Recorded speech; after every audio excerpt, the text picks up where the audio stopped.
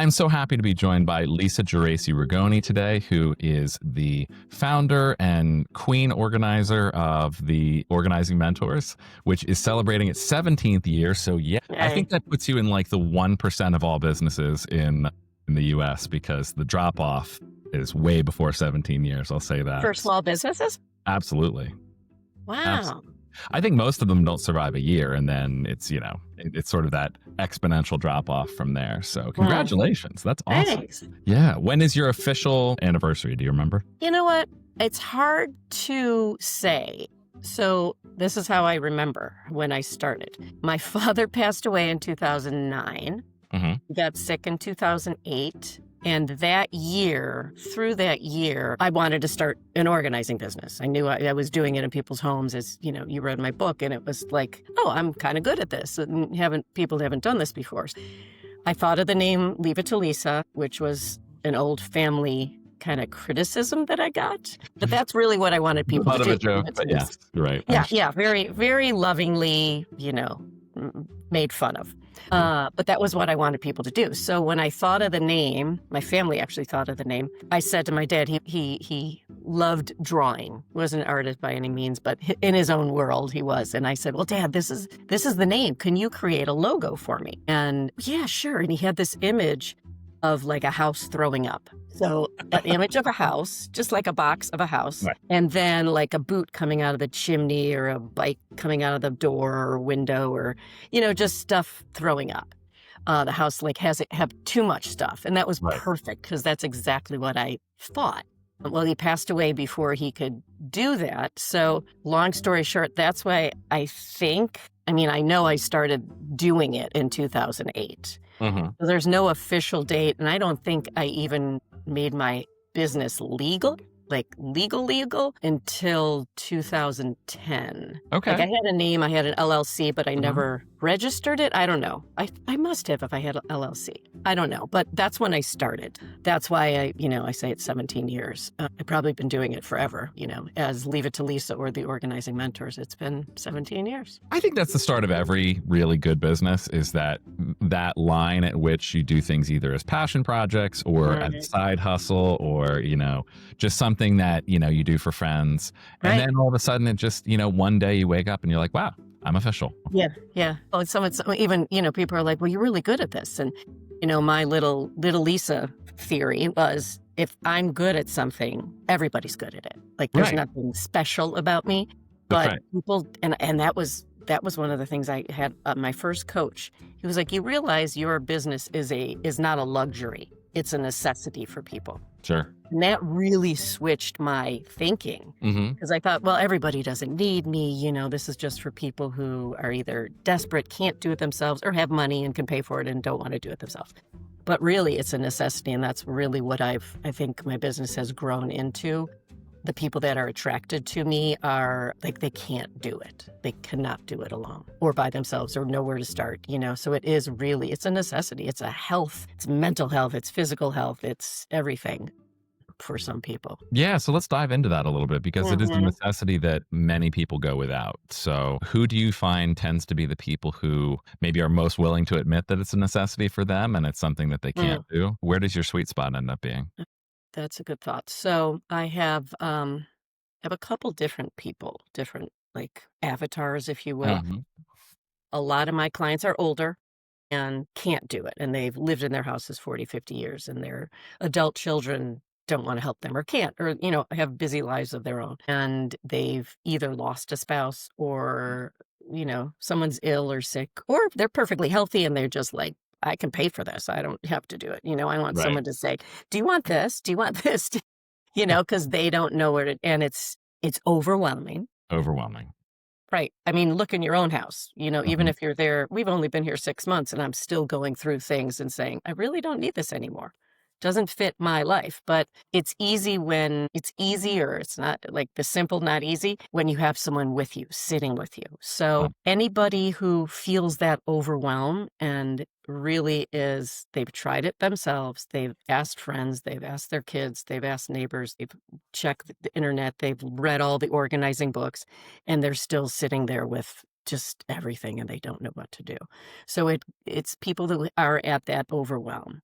And I mean, I can't tell you how many people in 17 years, right, who have called so upset and so like talking like a mile a minute. And by the time I talk to them and just really just ask them what's up, like, what do you need? It's kind of like when you and I talked for our first time.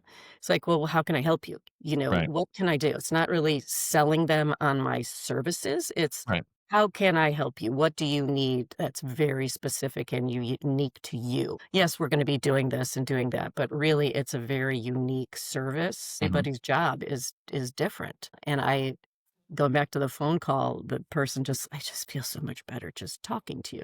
Now that person may never call me again, Hmm. but they know there's somebody out there, and I usually give people homework when I know they're not right. I'm like, "Here, just do this. Just open one drawer today. What are Right. things that you don't want in there? Get rid of them. Find a place to donate, or if it's just junk, papers, flip a pile over. If they're obsolete, just throw them away. Really? I could just yeah. I mean, it's that simple, not easy again, Right. but people don't know where to start, so they don't start. Just like me. Like, I'm not gonna do my own marketing. I don't know where to start, so it just sits there. I can't cut my own hair. I can't, Hmm. so you ask You people. can, but you get what I you pay for. could, yes, That's right. and people can organize, but usually when they do it themselves, I call it just shuffling paper, shuffling chaos. That's I right. organize all the time, but it all comes back. Well, because 'cause you're not letting go of anything, you're just Right. moving things. You're getting really pretty bins, and you're putting all your crap in there, and then you never see it again, and you go out and buy more stuff. So the seniors, the older generation, my generation, which is the 50, 40 to 60s, Hmm. 70 maybe, and they are done. Their kids' stuff is still there. They just Right. want it out. We give them timelines. Okay, tell your kids, gotta get this out. Come and look at it, or do a FaceTime with them. Do you want any of this? Most kids will say, like the adult kids or even 20, 30-year-olds, I don't want any of it. And they're like, oh, that's there. Oh, I forgot about that shirt, or I want that. Yeah. So you kind of have to go through it. And then there's like new families who are having another baby, for instance, and they need new space. And they just Right. like, where do we start? We've got two kids crawling. We got jobs. We have this. We have that. I can't do it. Can we just brainstorm and figure it out? And all the jobs are fun. I mean, Yeah. sometimes they're devastating and they're heartbreaking, but the end result is always peace. You're giving them, like my tagline, reclaim your space mentally and physically.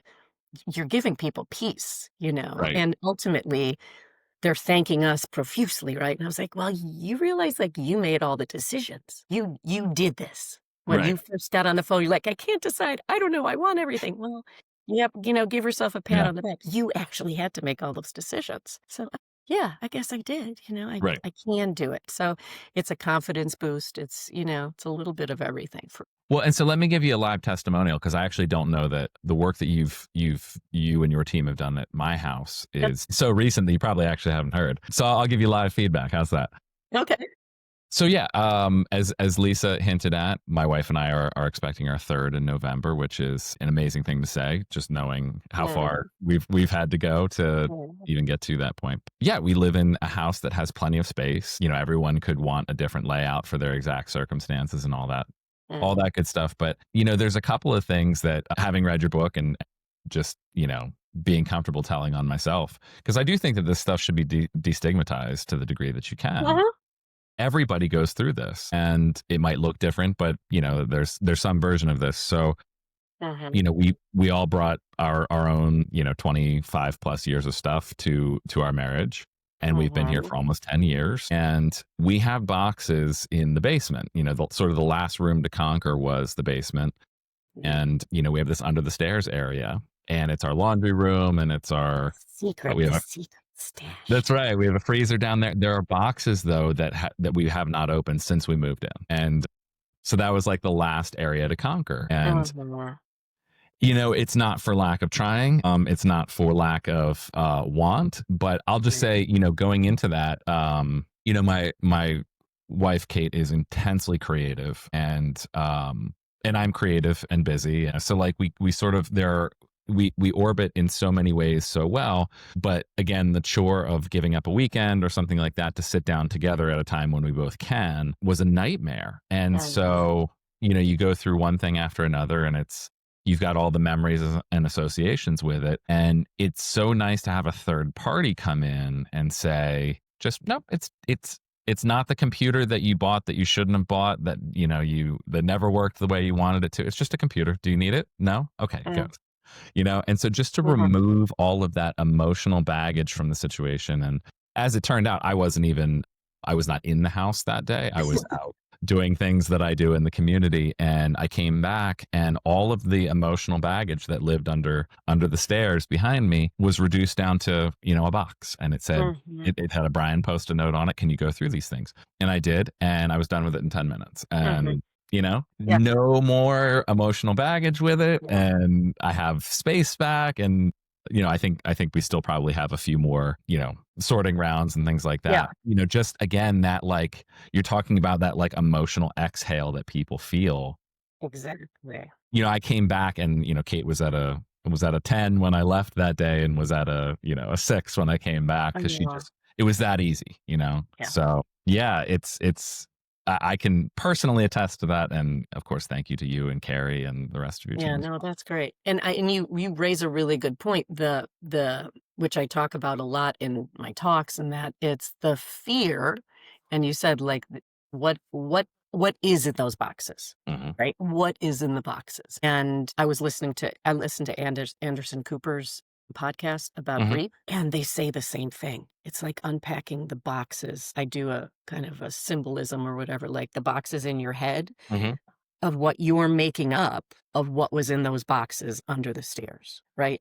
We all have this fear, and grief is a huge part of, you Sure. walk that away. It's the memory, or even it's the grief of college, having all, like, that's all over. It's like all those memories. We don't want to stir it up again. But Yeah. what it is, it's the movie we play over in our head about what is in there. It's like we're creating this fear Mhm. or anxiety or emotional baggage, like you said, of what's in that box or what's in this box. Right. And it's like, well, I'd rather just not, because I don't know what's going to happen. And I tell people a lot when they have those 10-year-old boxes that have never been opened, or 25 or 30. Oh yeah, we moved here and I'm sure we repurchased everything that's in these boxes. Okay, then it should be easy. Yeah, but I'm not really sure what's in there. The Right. movers packed them, or it's Right. been so long.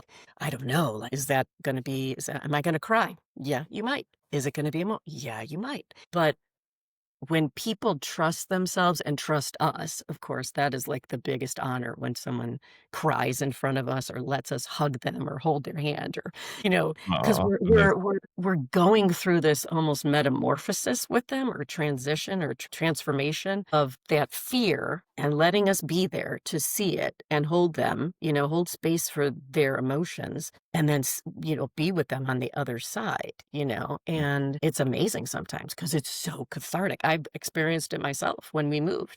I went through boxes that I had since grade school because I just kept Oh, it. wow. It was just stuff that, I'm going to keep it.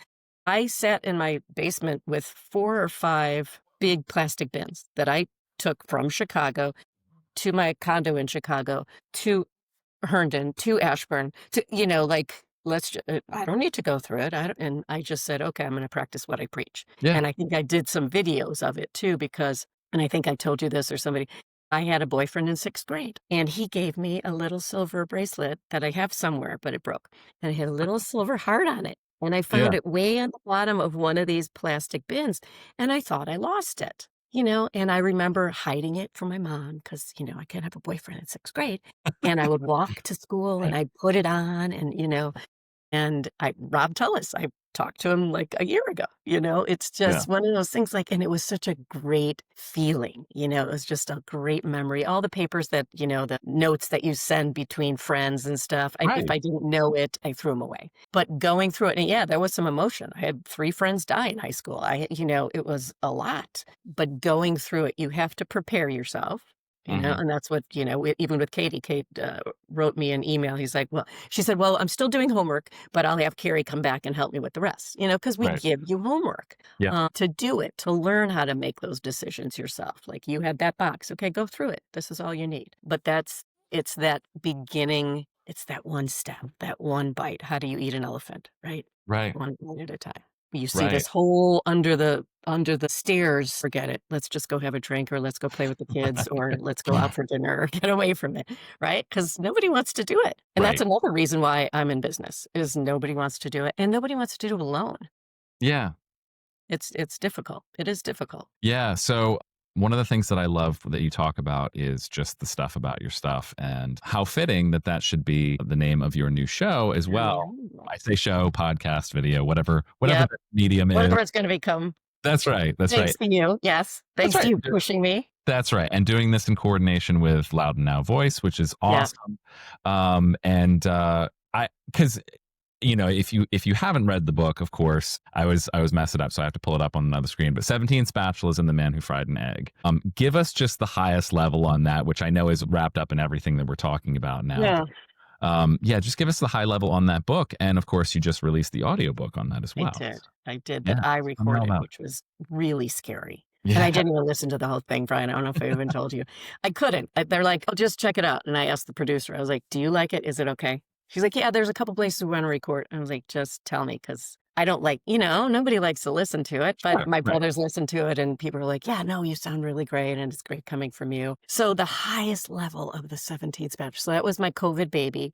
Mhm. I started out in COVID going, "Okay, I have time. Let's do the little system," which is the Leave It to Lisa system, LITL. And I got my friend who has written a bunch of stuff for me, and we just got on and started, "Okay, I like this, and let's do this." And then and this is a story in the book too, that and then I worked with a writing group, which I don't know how to write. I just said, "Oh, I'm gonna write a book." You play it off well. Like everything I do in my life, "Oh, I'm just gonna do this," Yeah, and it sure. just, It's working fly out by so the far. seat of Keep my going. pants, Yeah. basically. Yeah, you just kinda do it. Figure it out on the way. Right. Um, so the book came about by actually me talking to my computer and just talking stories. And those stories turned into really, and I've taken notes throughout the years for clients that just sparked something curious in me, or I would like, this seems very familiar to this client. I just started writing, and I'm not a big journal person, but something said to me, let's just write some clients, just their age and things like that. So something in my brain was like, okay, you might use this someday. Mhm. Um, and the stories were very similar. Like I said before, like every client is unique, every situation is unique, but they all want peace. We all want the same thing, right? Right. And then I started thinking, what is it about the stuff? Because I started saying the stuff about your stuff is not about your stuff. Before COVID, I want to say 7 years ago, I don't remember what I was doing. And I was like, you know what? It's not about the stuff. Like there's something deeper. And then I just started saying, well, the stuff that we make up about our stuff, or about why we can't do something, or why this Mm. isn't working, or why no one likes me, or what, all the excuses and the reasons. It's not about that. It's not about the situation. It's like, what's the common denominator in every one of these situations? Like Right. me. So it's the stuff I'm making up. And that's the theme that started coming about with the stories that I was, verbalizing. And then I worked with my friend Michelle, who was in my writing club, and she really helped me mold the book and the stories. And it took 2 years to write this. So I had all these stories. And I'm like, okay, how do we put them together? My first publisher was horrible. Oh, She's like, it's your first book. Just get it out. Just no, it doesn't matter. This could be my first and only book. And this sure. is the story of my life and my clients. So no, I'm going to do this my way. Right. So I fired her. And then I started thinking, let me put these stories within the little system. So the little system, which is really I think when you say high level of the book, it's how do we let go? How do we start? LITL. Let it go is the first step. What are the things you don't want in your life, or in your space, or in your diet, or what do you want for dinner? Like we all know what we don't want, but you have to clear a path, get rid of the stuff you don't want to see what you really do want in life, in your space, for your dinner, for a Right. man, for a woman, for, a car. The second step is intentional. And that is like you. Okay, here's your box, Brian. Like you have to think about that. Do you want that old shirt from 1984? Do you want this? Does this make this make you feel good? Do you want to keep it? Does it bring you like joy, like Marie Kondo kind of stuff? And it really is about that. It's like, don't keep stuff. I mean, you can keep whatever you want. That's what we tell our clients, but know why you're keeping it. If it's Uh-huh. because you want to keep this glass because it reminds you of your grandma and you want to cry, then you keep it. Or are you keeping that glass because it reminds you of your grandma and you're like, remember the last time? And it just makes you happy. Know why you're keeping something, you know? And then T is transform, which is your space is transformed. You're transformed, like those people that are like, oh, I didn't think I can do this. Right. It's confidence, it's space, it's, it's like, I can do this. I did this. And then this last step is, well, it's really like the output of the first two steps is love it and live it. So you love the space you're in, you're living in a freer space, you feel better, different. So for the book, I put all the stories, and Vince is the client, that the man who fried an egg, who Uh-huh. goes through the whole story and how he started with the little system. What were the things you know you don't want? And then stories about the let it go stage. And then the next one was intentional, how you need to work at figuring out what you want to keep and what you don't, and what matters in your life and, why you want to keep it. And then how people transformed. And then, how they changed their lives and love it and live it. So that was really great. I had Post-it notes all over my office in the old house, and all the stories that were here and all the stories that were here. So I jokingly say, I know I wrote the book, but it's a really good book. It's helped people on Right. levels I don't even, first of all, I don't know, because people order every day on Amazon that I'll never know, I'll never meet. A friend of my daughter's 20-year-old said, Miss Lisa, after reading your book, I'm having a change of thought for my relationship with my dad.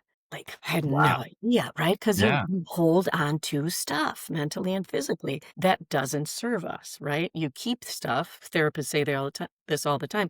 We keep things because they serve us in some way, Right. negatively and positively, right? Well, my mom was really mean to me, so I'm going to hate her. I'm going to be really mean to her. Well, is that helping you? Is that serving? How is it serving you? So it's a lot more than just stuff. I always say it's not really a book about organizing. It's a book about why we hold on to stuff and making the decisions and going deep, because a lot of people don't want to go deep. It's Right. scary, It's scary Oh, to I put love deep though. hands. Deep is great. I do Yeah. too. I do too. Yeah. Yeah. Well, and it sounds like, again, it's almost like there's no right answer to things, but it is about intentionality. It's that if you can plug in at least to that level, then you can make real decisions and not Hmm. just the decisions continue Right. to snowball on you. Right. Not just moving papers. Yeah. Yeah. Exactly. Exactly. This episode of Think Outside the Box with Pounce is brought to you by the Reply All button. Because nothing says strong communication skills like accidentally looping in 47 people who had no business being part of that conversation. Oh, you meant to respond privately? Too late. Janet from accounting has now weighed in, and HR is monitoring the thread. Want to announce your mistakes in surround sound? Just hit Reply All, making sure everyone is now aware of your inside thoughts and questionable judgment. Hit Reply All today. That's really interesting. It sounds like I'm trying to remember when Marie Kondo was a smash pop hit, but did that having that happen sort of in pop culture did that bring a new perspective to what the work that you do? I think so. People ask me that a lot. And I think she was popular before COVID. Right before, I think. I think so. Yeah. Yeah, because people were going crazy organizing Marie Kondo, Marie Kondo. Yeah, right.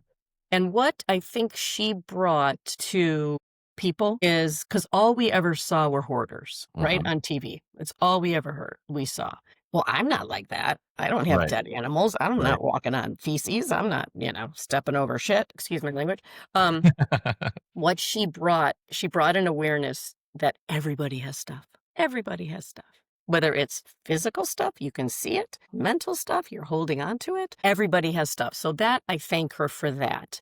Now, does everything have to bring you joy? I jokingly say, I don't like my toilet plunger, but, sometimes it will bring me joy when I need it. That's right. Yeah. But Utilitarian joy. That's right. and what I got a lot of calls after was, so I tried the Marie Kondo, it doesn't work for me. I folded all my shirts and all my things. I said, okay, that's great. You know you can use a system, you want a system, so let's create what works for you. And that's what I say to all the people that I have a phone consultation with. It's like, if you work with us, just so you know, I'm giving you permission to say no. Yes, you're hiring the experts. We're hiring the expert. we're the experts, but we're not the experts in your home. Right. So we have a million ideas. We have a million and one ideas, right? If it doesn't work, we will find what works for you. It's like Mhm. when you and I go back and forth. Yeah. How does this work? How does it work? Well, yeah, but can we tweak it? Just it's the same thing with stuff. Right.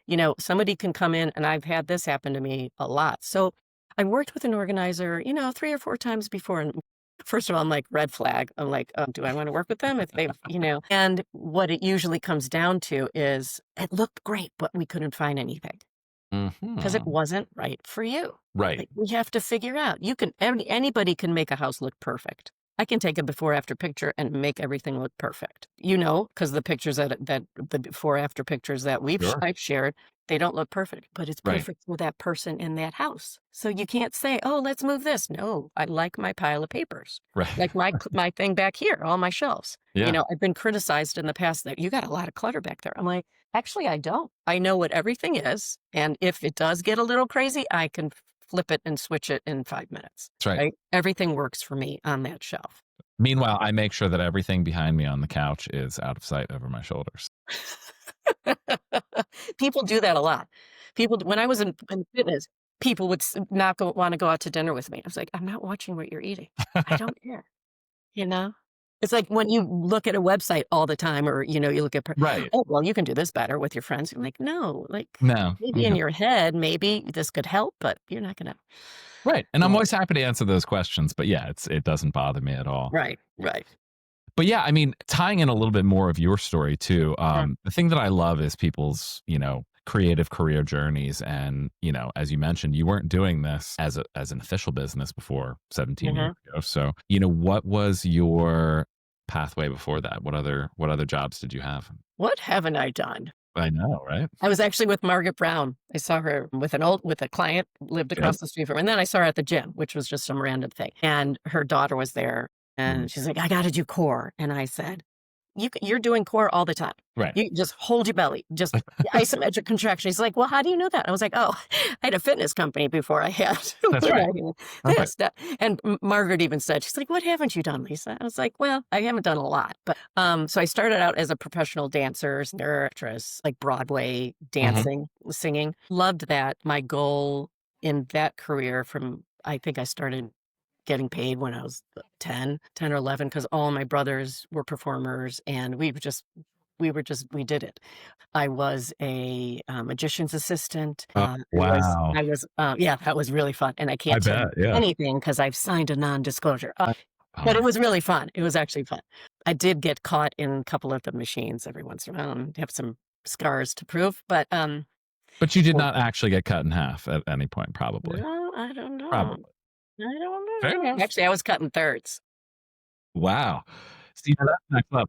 That's why you had to sign that NDA. Yes, yeah, I can't tell anybody's secrets. And then I was, the Count in Sesame Street. That's my big claim to fame. I danced with Dick Clark, and that was in rollerblades. Yes, it was a 50s party, and he asked me to come on the stage and jitterbug with him in my rollerblades. That was fun. So I have, like, a couple really cool things You've got a that cool year. human life highlight reel. Yeah, yeah, Yeah. yeah. I toured the United States and Canada, and so that was fun. And my goal was always, when people were watching a show, and because this is what I do, is just to forget about stress and just watch and enjoy and just forget about life and just relax. And my second career was fitness, because I got out of theater and because I just wasn't loving it. And I don't think Mhm. I was. I think I was okay, but I didn't feel really, really confident in what I was doing. I looked very average. I think I was an average performer.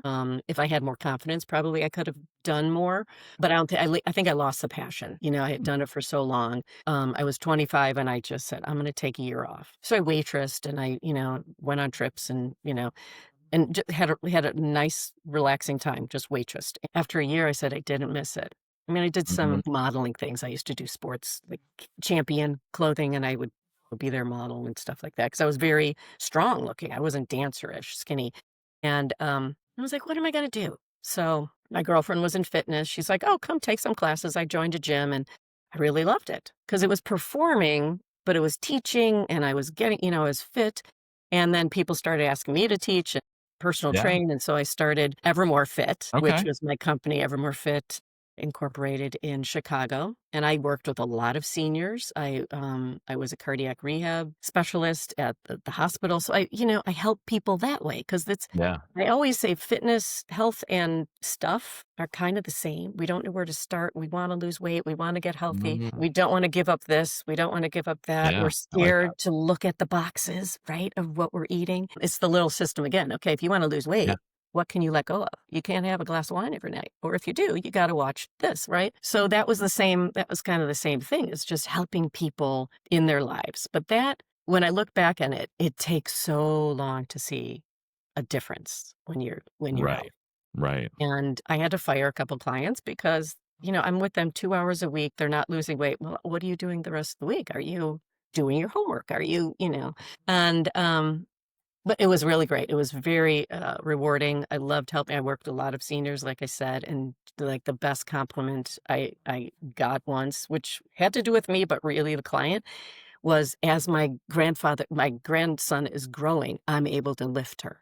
Like, because the Amazing. baby's going to get bigger and you're getting stronger, or walking up steps. It's like people came to me because they really needed it. And just like this business, people really need to move on with their life. They Hmm. need to get past the clutter, literally and figuratively, I guess. And so I've always been like a helper. I've always been, how can I help you without putting my agenda on? Now, sometimes I do bring my agenda because, like you're the expert. You kind of know, well, we have to do this to get you where you want to go, Right. right? So yeah, so that's been my career journey. Yeah, I've loved everything I've done, and it's always brought me to, like I say in the book, and I say to my daughter all the time, every experience you have brings you to where you are. Just look at the trajectory of your life and it's actually really cool. I really wanted to be a therapist when I was young, which I didn't think I was smart enough because I had ADD and I was just, I didn't have that confidence in myself, but I'm actually kind of doing it now anyway Right. in my own way. I would say I play one on TV, Right. but we all kind of do if we're in a helping kind of field. Well, sure. Or Yeah. I just mean, yeah. in any sort of support service like that. Mhm.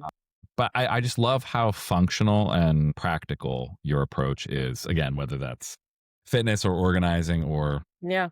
any of the other things, that ultimately success is if it works for the person or not. And I think that there's a lot of ego to kind of bury with that. So is that something that came to you naturally, or is that something you kind of had to come out of over time? Because I will say that, after kind of starting your life in showbiz, oftentimes you need to have a little bit of an inflated ego in order to face the lights and the Yeah. auditions and all of that. So where did you end up finding that balance in your life? Good question. We're going deep, Lisa. Yeah, I don't know. And I think that's part of the reason why I didn't succeed in theater Mm, because I didn't have that confidence. I didn't have, so my message from my mom, right, was you get in a show just to get in a show. So look like everyone else, right? mm, And mhm. I did. I've always been like 5'5", 5'6", 5'7", average build. I always say I'm average, right? And I think I even have a story about that in my book. But so I was taught to be as good as everyone, but to be a star, you have to stand out. Mhm. So if I just want to get in a show, if I just want to do status quo and keep working and look like everyone, act like everyone, it's like the Rockettes, Yeah, all 5'7", all kicking the same height. that's right. They're different now, so it's awesome. They've advanced a little bit, but that's kind of what I was. So how could I advance, get that ego to be the star when I'm supposed to look like everyone else? Well, there's that's an interesting insight in life Yeah. right there, because the people who stand out either get rejected or they're the star. Hmm. And there's a lot of difference between those 2, but, Yeah. that kind And of is. sometimes the star is not always the most talented, as far as I'm concerned. My brother Drew, actually, all my brother Paul was an amazing dancer. Drew was amazing. So was Yeah. Paul. They were like the Gene Kelly and Fred Astaire. I used to say Oh, wow. Drew was like Fred Astaire, and Paul was like more strong and Gene Kelly-ish. Drew is amazing. Drew, it just he went to college, got chorus line like halfway through college, and just never. I mean, halfway through his freshman year, and just never looked back. And Paul, kind of the same thing. He just Just beautiful dancer, amazing, and so sweet. They're both, like, such talents. Drew was always he's the most talented in the show, and I did a lot of understudy and swing, they're called, because you have to learn everybody's part, right? Yeah. Because it's hard. Because say you get sick tonight, oh, Drew's gotta go on. He's gotta know that part, he's gotta know costume, he's gotta know everything. So it is really the most capable, talented person. Not saying that the star is not, but I think the most talented person is a person who can do everything. So I think that, and Drew didn't have an ego either, and we're just not ass kissers, and you kinda have to, you Right. know? My husband and I, we say this all the time, and people might laugh at this, but I can't be a bad person. Like, I can't, knowing who I am and knowing where I am and my morals and I can't knowingly be mean to someone or cheat someone or take advantage, right? I probably do it and I don't know it, or people feel Right. like I do. I have a couple Right. clients I'm sure that would agree that I'm taking advantage of them, but I'm not. I'm doing my job, Right. right? So that's, think from what I see in the world and what, as I grow older, the people that get ahead, even friends of Jean's, they're not the best. They're maybe the most ego driven or the most charismatic or, whatever it is. I mean, I'm happy where I am. I love the people. Like, would we love to be busier? Of course. Would we like to be helping more people? Of course. But I also don't take every job Yeah. because some people, the red flags are all over the place. And Right. why don't you try this at home? Why don't you just, see if you can do it? Because like I can hear it sometimes. And then some people are so desperate. I'm like, can we start tomorrow? I just know that, we can just help you. It's hearing things that people aren't saying, which is a true gift, I think, for people. And I think I'm pretty good at that, Yeah. reading between the lines. So I will give myself that. Like I'm a good listener and I'm a good figure outer. Right. If that, but back to my mom, back to what I learned was, okay, you got that. Like I wrote the book. Like, oh, I wrote a book. Okay. And people are like, Lisa, you wrote a book. I'm like, yeah, whatever. I mean, I set a goal to write a book. Like I didn't let it sink in. And that was kind of my mom thing. Don't brag about yourself. Don't promote yourself. Don't even say anything like wonderful about yourself. Cause Right. that's bragging and that's rude. And that's, but you kind of have to. You have to toot your own horn, even if it's just in silence to yourself. Right. Hey, we helped that client. Yes, I know it was her, but man, that was tough for us too. Um, so I don't know if I answered your question or just kind of rolled No, around. that's amazing. Yeah.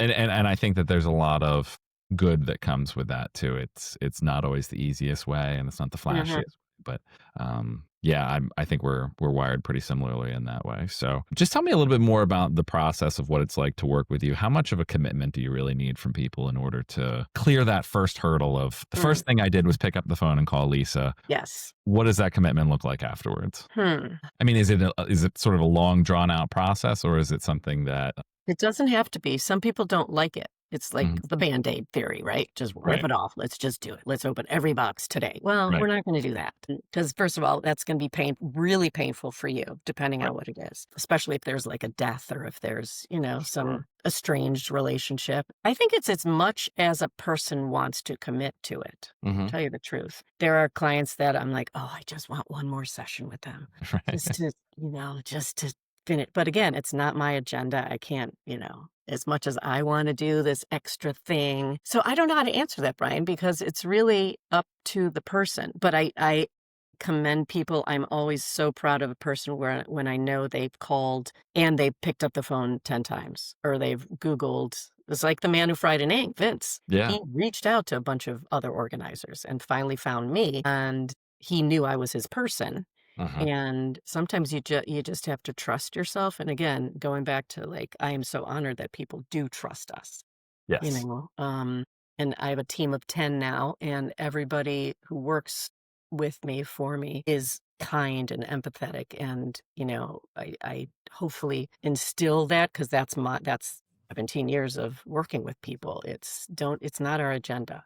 As much Mhm. as you want to just do that last thing, Right. if they're done, they're done. So it's really up to the client. And sometimes people are done and they call us back in 2 months or a year. I've had people do that a lot. Okay, so I need you again. Right. Or we're moving, or my son, moved out, or, and that again is like another, I love that you're calling us back, Mhm. because that means that we made an impact and you trusted us. And yeah, so that's always really wonderful. And, I've been going back and forth, and I know we've talked about this about the book. Like, Mhm. okay, I had the book 2 years, took me, I promoted it for a year, and then it's like, okay, then it'll just do it. But I want to do more. I want to That's right. do, because I want more people to even just read it. It's not even about taking action on anything.